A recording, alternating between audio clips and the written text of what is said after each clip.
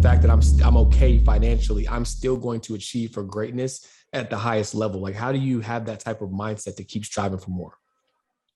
Get around people that are at a high level. Mm.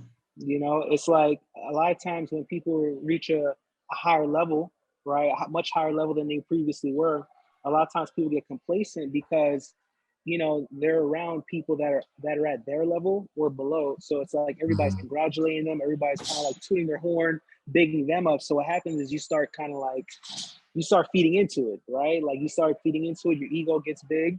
But in reality, is that you only feel like that because you're only with people at your level or below. But if you get around other people that are doing so much more than you, it's like it's even though you've done a lot, you're not going to feel like you did much because it's like you see what they're doing. You're like, wow, like what I haven't done enough.